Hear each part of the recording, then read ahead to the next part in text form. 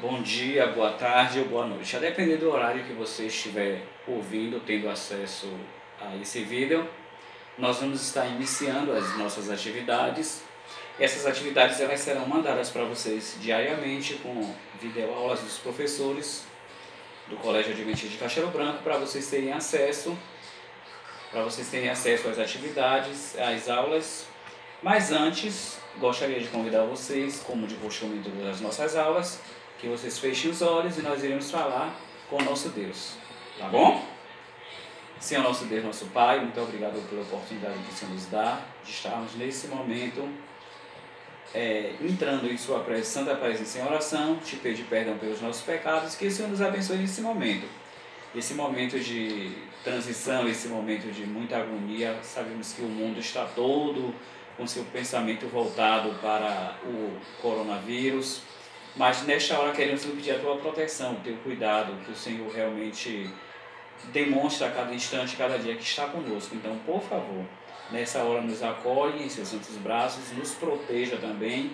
Estamos em nossas residências, em nossos lares e queremos a Tua proteção. Fica conosco, abençoa os nossos familiares em nome de Jesus. Amém. Eu sou o professor Renivaldo, professor de ensino religioso de vocês, do 7º ano C, do Colégio Adventista de Castelo Branco, vocês estão lembrados. E neste momento nós vamos estar compartilhando com vocês o assunto do capítulo 4 do livro de religião de vocês, o livro de ensino religioso. Não esqueçam, capítulo 4. E você precisa também estar com a sua Bíblia.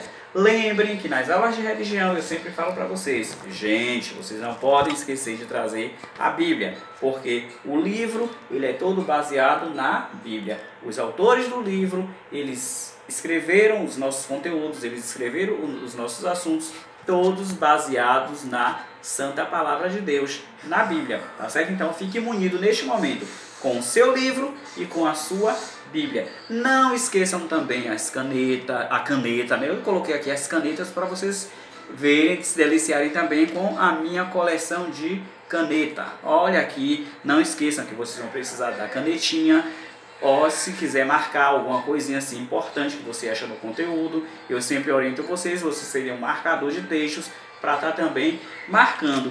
Mas a caneta é necessária, o livro é necessário, a Bíblia também ela é necessária, mas ultimamente tem um utensílio que é assim importantíssimo para cada um de nós, que é o álcool em gel. O álcool em gel para quê?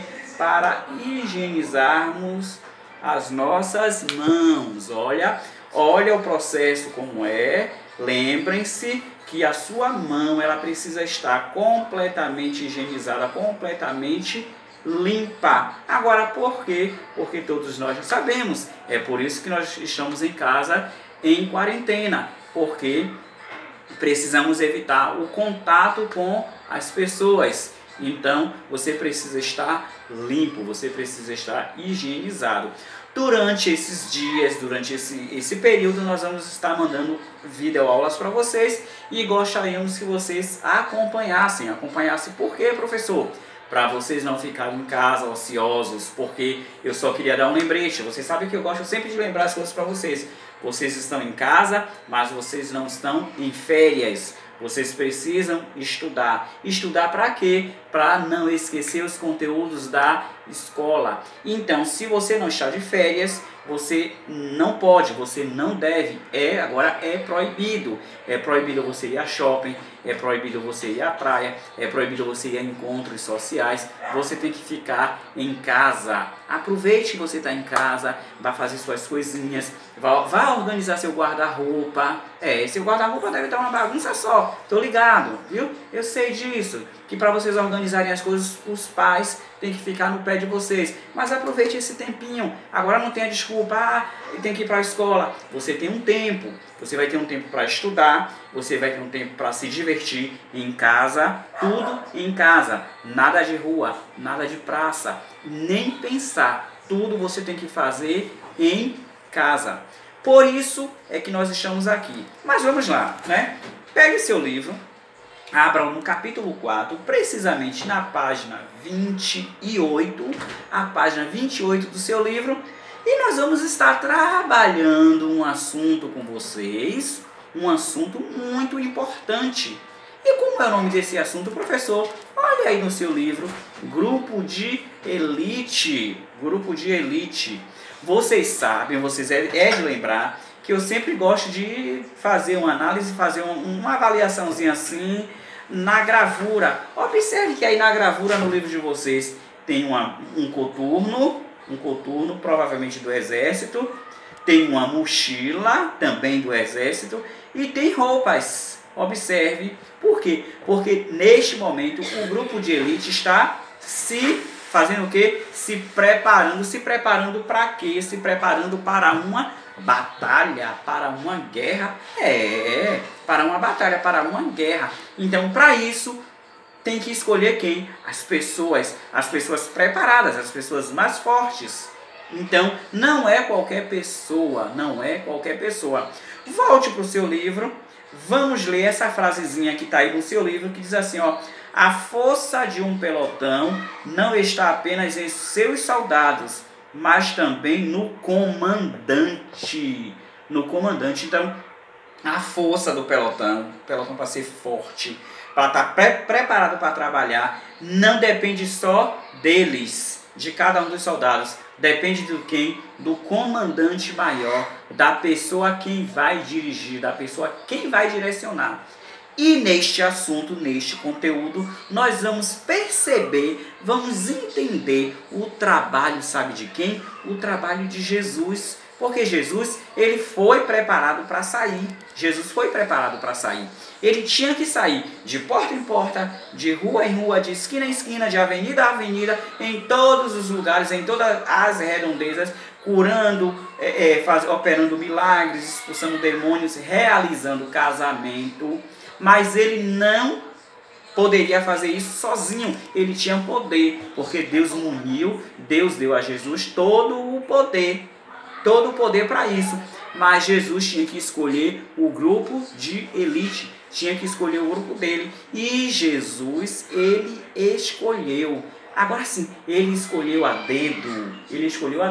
Ele não escolheu só doutores, ele não escolheu só advogados, juízes. Ele escolheu homens com várias personalidades e com várias profissões também. Porque Jesus, ele nos deixa o exemplo de que ele se relacionava, ele interagia com todos, independente de cultura, de credo religioso, de cor, de raça. Ele se relacionava com todos. E ele foi escolher o seu grupo, a sua equipe. Ele escolheu, sabe quantos? Ele escolheu 12. Nós vamos ver no assunto também que Jesus, ele escolheu uma equipe de 12 para não trabalhar sozinho. E o perfil de cada um desses escolhidos, cada um dos escolhidos tinha um perfil. Olha, vamos contextualizar a história do grupo de elite, a história do capítulo 4, com as coisas que estão acontecendo hoje, né? Na nossa atualidade. Nas redes sociais, nos telejornais, o mundo todo está voltado para o coronavírus, não é? Então, o que é que o mundo está fazendo? O mundo está se unindo. Está se unindo para quê? Para combater esse vírus. Agora, a união, ela tem que perdurar. As pessoas, elas precisam estar unidas com um único objetivo, não é? Se preparando para que esse vírus não assole a população. O nosso estado, a nossa cidade e o nosso país estão, municipal, estadual e federal, os três governos, o governo municipal, o governo estadual e o governo federal, eles estão os três unidos. Para quê? Para combater o vírus. Olha, eles estão montando um grupo de elite para desenvolver esse combate. A mesma coisa Jesus fez, e Jesus montou o grupo dele. Vá ali na página 29, faça uma viagemzinha agora, né? Na página 29. Leia junto comigo, eu vou estar lendo para poder ir explicando para vocês, tá certo? Para não ficar uma coisa assim cansativa, também para nós não fugirmos um pouco do que é normal, que vocês sabem que nas aulas eu sempre faço isso. Você lê um parágrafo, aí eu vou explicando, outro coleguinha lê outro, eu vou interagindo, a gente vai conversando, vai dialogando. Quero fazer um momento assim bastante descontraído, um momento de descontração, para que não fique aquela coisa robótica, tá certo? Então, vamos lá, página 29, equipe de 12. Jesus precisou montar um time ou um batalhão de elite. O universo está em guerra contra o mal e o mundo é o cenário principal dessa batalha. Assim, é importante que Deus também tenha na terra o seu exército de campeões. Foi por isso que Jesus, já no começo do seu ministério, começou a convocar discípulos que mais tarde receberam o nome de apóstolos. E ele não os escolheu de maneira irresponsável. Está em Lucas, ó. Depois você vai conferir na sua Bíblia, né? Se você tiver alguma dúvida, você não pode esquecer sempre de abrir a sua Bíblia, porque a Bíblia é a base, a Bíblia é o nosso guia maior, é a palavra, a santa palavra de Deus, que está em Lucas 6, 12 e 13, que conta que Jesus passou a noite inteira fazendo, sabe o quê? Orando no monte, a fim de que o Pai o iluminasse na escolha. Olhe, Jesus não fez de conta própria, não. E ele não fez assim, do nada. Ele passou, ele orava constantemente. Ele passou a noite inteira orando: Senhor, eu quero que o Senhor me ajude, meu Deus. Eu quero que o Senhor me ajude, meu Pai, a escolher os melhores. Eu não quero escolher do nada. Eu quero que o Senhor me ilumine. E Deus, ele deu essa iluminação para Jesus. E Jesus escolheu homens falhos, escolheu homens pecadores, escolheu. Cada um tinha, nós vamos ver mais adiante, que cada um tinha o seu temperamento totalmente diferente um do outro. Eles não eram iguais. Eles eram homens falhos, pecadores, que nem eu e você. Eu e você somos pecadores. É por isso que nós não somos melhores do que ninguém em absolutamente nada. E eu digo isso direto para vocês em nossas aulas. Vocês lembram, né? Nós não somos melhores que ninguém em absolutamente nada. O que eu posso ser nesse momento é um vaso, não é? É um instrumento usado por Deus para ajudar alguém. E naquele momento, os 12 discípulos, eles foram escolhidos por Jesus a dedo. Não foi de qualquer jeito. Mas o interessante em relação à escolha feita por Jesus é que ele não optou pelos melhores, nem pelos mais treinados. Ele escolheu pessoas desconhecidas, sem cultura, sem poder político, sem nada, além de ser, em sua maioria, gente simples, pessoas simples, de origem humilde. Os discípulos tinham sérios defeitos, problemas e personalidades que precisavam ser trabalhados. Eram ciumentos, eram briguentos, tinham dificuldade de entender coisas de cunho espiritual. Mas por quê? Por que Jesus escolheu ciumentos, brigões, pessoas que às vezes não entendiam o que Jesus estava passando, que Jesus estava ensinando? Porque aquelas pessoas também precisavam ser mudadas, aquelas pessoas também precisavam ser transformadas, como eu e você precisamos a cada dia. Então foi por isso que Jesus escolheu aqueles homens. Mas à primeira vista, tudo parecia indicar que esse grupo nunca daria certo. Porque imagine, pessoas de várias personalidades, pessoas com pensamentos diferentes, com ideias diferentes, com objetivos diferentes, tinham tudo para dar errado. Mas Jesus não era um mestre comum, ele não era um mestre qualquer. Em aproximadamente 3 anos e meio de convivência, ele transformou aqueles homens rudes em líderes de igreja que estava surgindo. Todos, com exceção de Judas, né, que nós sabemos o que aconteceu, né? contribuíram muito para a divulgação das boas notícias sobre Jesus ao redor do mundo, e vários deles morreram como mártires por amor ao seu mestre. Então, Jesus, ele sabia que eles eram falhos, eles sabiam que eles eram pecadores, que eles precisavam ser transformados, e o trabalho de Jesus naquele momento era a transformação. Jesus precisava transformar cada um deles.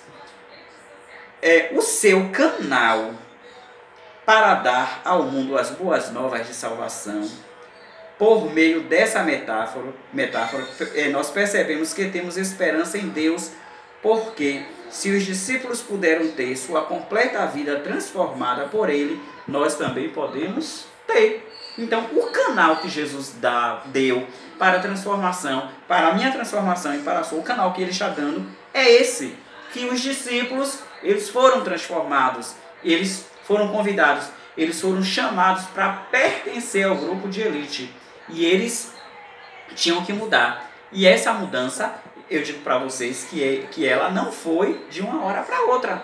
Ela não foi de uma hora para outra. A mudança acontecia assim, com calma, porque tudo de Deus é com calma. Deus, ele não faz as coisas de uma hora para outra, não instalar de dedos assim, não. Ele vai trabalhar, ele tem poder para isso, fez acontecer, aconteceu. Mas ele vai trabalhando comigo e com você de uma forma especial, de uma forma diversificada. Então, o trabalho de Jesus com os discípulos, Jesus conviveu com eles quase 3 anos e meio. Mas a cada dia, Jesus ia ensinando uma coisa nova para eles. A cada dia. Na página 31, dá uma olhadinha aí no seu livro, vem contando a história, né? De cada um dos discípulos, né? A vida, o perfil, a obra de cada um deles.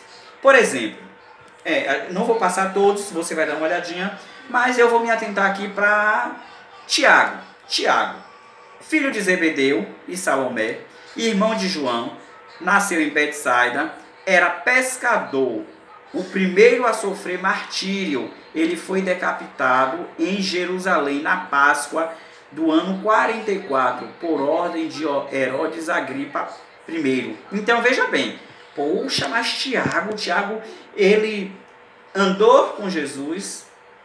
Temos um dos livros da Bíblia do Novo Testamento, Tiago, né? Escrito por ele, contando toda a história, toda a trajetória. Um homem considerado assim, na época, respeitado, mas ele foi o primeiro mártir a morrer por amor a Jesus.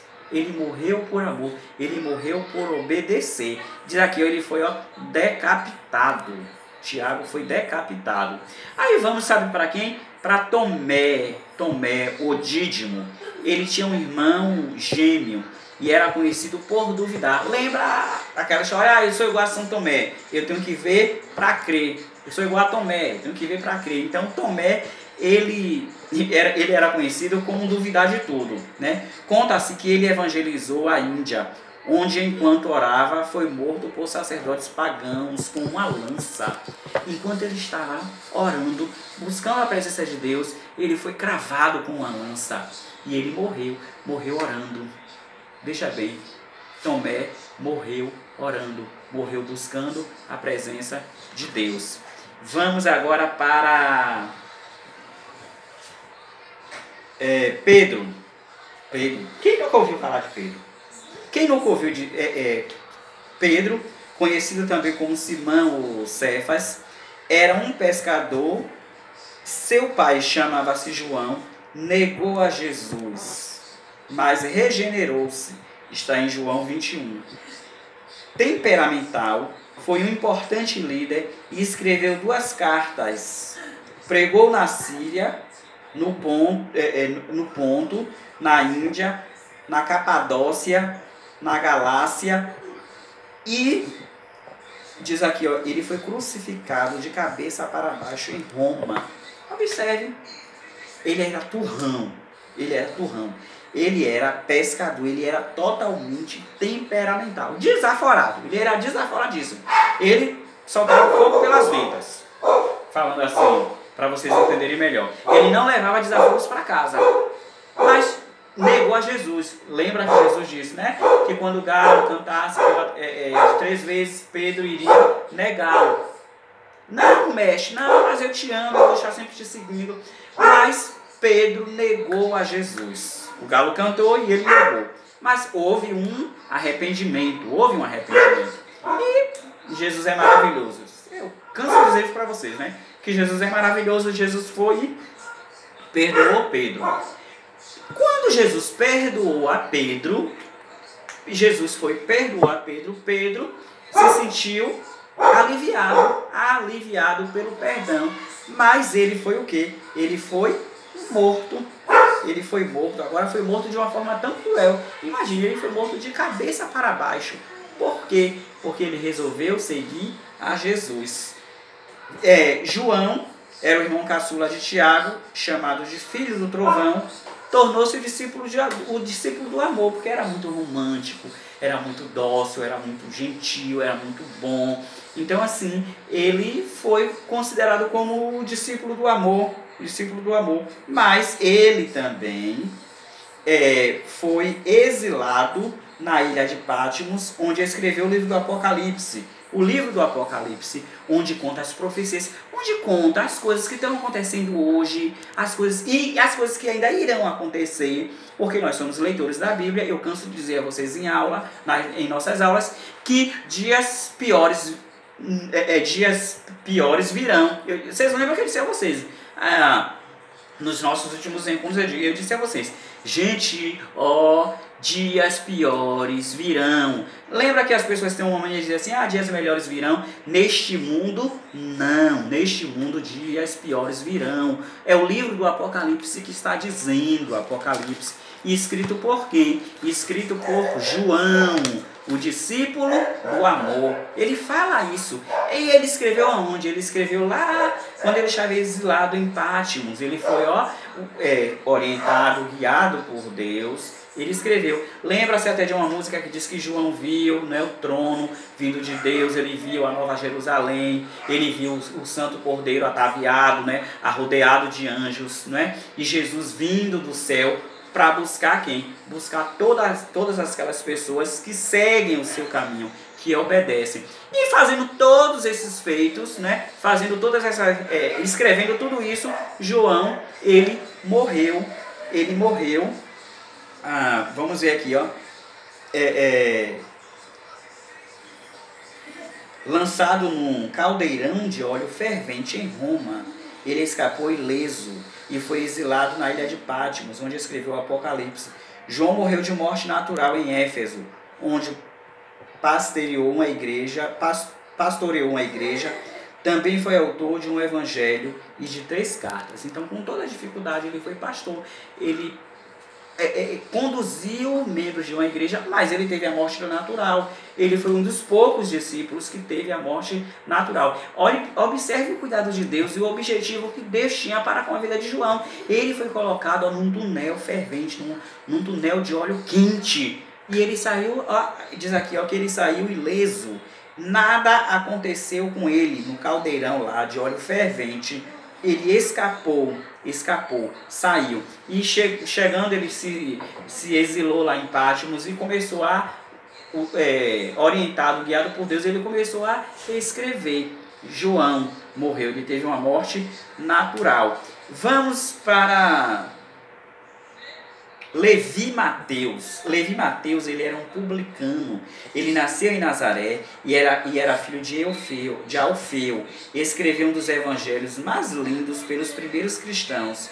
Dizem que pregou no Egito, na Pátria, na Pérsia e na Etiópia, onde aproveitou sua experiência burocrática e evangelizou oficiais do governo. Foi morto por uma lança na cidade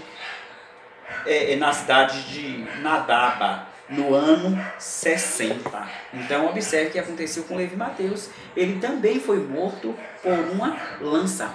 Meus meninos e minhas meninas, observem que esses homens, esses 12 discípulos ou 12 apóstolos escolhidos por Deus, eles seguiam a Jesus, eles tinham um momento deles de fraqueza, tinham momentos deles de dificuldades, mas eles obedeceram a Jesus. A gente vê o exemplo de Judas Iscariotes, que ele foi o traidor, não é? Ele foi quem entregou Jesus, não é? Ele vendeu Jesus por umas simples moedinhas, né? Porque ele era ganancioso, ele era invejoso, ele só pensava em dinheiro e ele queria poder. E o poder subiu, a fama subiu para a cabeça e ele resolveu entregar Jesus aos soldados. E não houve um arrependimento assim total nele, porque a Bíblia fala que ele se suicidou. Depois que ele viu que estava tudo perdido, que não tinha mais jeito, ele foi cometer o suicídio. Mas todos eles foram orientados a obedecer às ordens do comandante. E neste momento, naquela hora, quem era o comandante? O comandante era Jesus Cristo. Era Jesus o comandante. Então, Jesus hoje está convidando a mim e a você para sermos o quê? Para sermos seus seguidores, para fazermos parte do grupo de elite, o grupo de pessoas seletas, o grupo de pessoas escolhidas, para fazer o quê? Para fazer boas obras, para anunciar as boas novas. E quais são as boas novas? As boas novas são que Jesus vai voltar, que Jesus vai nos tirar deste mundo, que Jesus vai nos proporcionar uma vida melhor. Aqui, neste mundo, não. Nas mansões celestiais. O nosso comandante é Jesus. Jesus, ele é o nosso comandante maior. E nós, como soldados, nós somos soldados de Cristo. Mesmo que nós não venhamos marchar na infantaria ou em nenhuma cavalaria, como diz a música, mas nós somos soldados de Cristo. E para terminar, eu gostaria de ler para vocês uma pequena mensagem que eu recebi, eu escrevi, adaptei e gostaria de ler para vocês, para poder nos ajudar diante desse momento que nós estamos vivendo, tá certo? Que diz o seguinte, eu vou pedir permissão a vocês que eu vou estar lendo. Quando eu era uma criança, lembro de uma música que dizia assim: pare o mundo que eu quero descer. Sabe o que é de mais interessante? O mundo parou, mas nós não temos para onde descer. Se você olhar para dentro de você e cuidar do seu próprio emocional, sabe o que é mais perigoso de uma pandemia como essa que está acontecendo, ou de um vírus chamado corona? É a pandemia de pessoas que são pessoas ansiosas, são pessoas depressivas, angustiadas, pessoas que estão desistindo de sonhar e só ficam falando do caos, da crise, passando fake news para frente, dizendo que foi ao mercado e as glândulas estão vazias, passando mais terror. Mas eu e você podemos agir diferente. Sabe como? Orando, sentindo a tranquilidade e a paz de Deus habitando em nosso coração. Neste exato momento, vamos nos unir com pensamentos positivos e lembrarmos que temos um Deus provedor. Precisamos fortalecer nossa imunidade espiritual hoje e agora. Ajude as pessoas a se manterem no positivo. Seja a luz e não interruptor que a apaga, não é? Vamos ser luz, não vamos ser um interruptor que apaga as luzes. Vamos ajudar uns aos outros, tá certo? Até o nosso próximo encontro, que Deus continue te abençoando.